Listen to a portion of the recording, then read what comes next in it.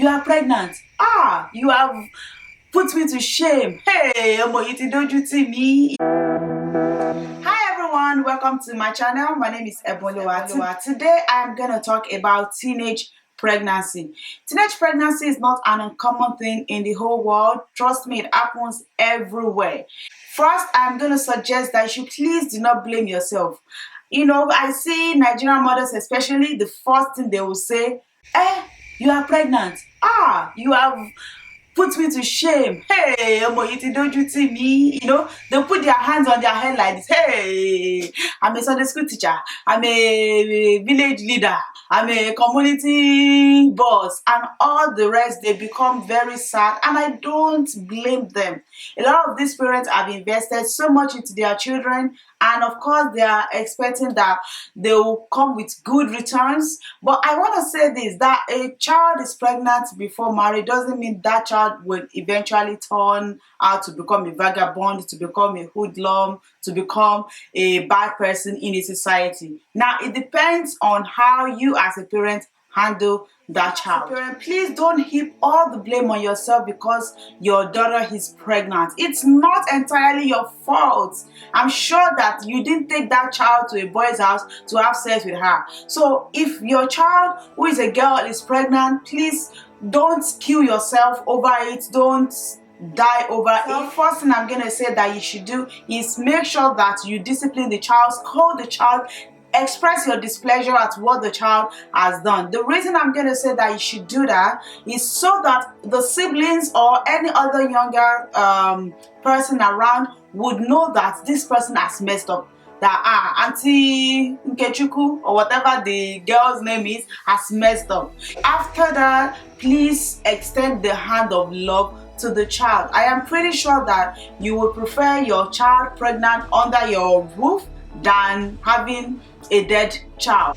A lot of teenagers have died just because they aborted due to the fear of, oh, my dad is going to kill me. You know, I remember myself and one of my friends were just joking about it while we were in secondary school that, hey, boy, if you get pregnant like this, she was like, hey, she just go and jump inside the lake. Me too, I was telling her that, me too, I will just die. You know, a lot of us, we have that fear, which is justifiable, but please, once it happens, as a parent, don't handle this in such a way that your child will now go and commit suicide. God forbid that you will lose a grown-up child. Now, this is the most important aspect. You need to show love to the child, yes, but how to show love to the child is, first, don't send her to her husband's house because she's pregnant. This is the main reason that I'm making this video. I have seen a lot of marriages in shambles, a lot of husbands hating on their wife for years. You would see a man saying, oh, he hates his wife of 10, 15, 20 years just because she got pregnant and the parents brought them together saying, oh, you are pregnant, you have married.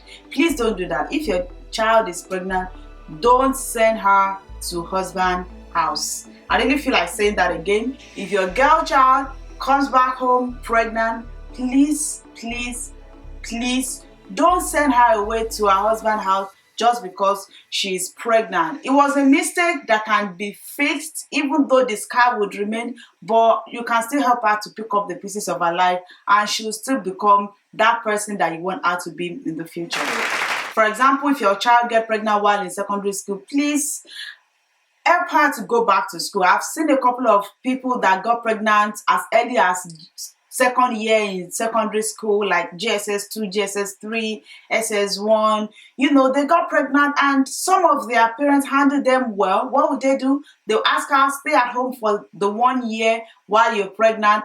Immediately they give birth to their child, they send them back to school. I can remember a certain person got pregnant, I think around SS2.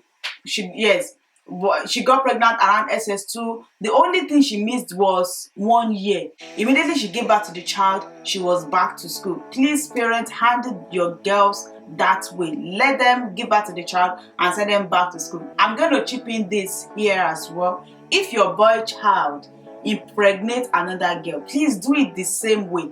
Let him also stay at home while the girl is staying at home.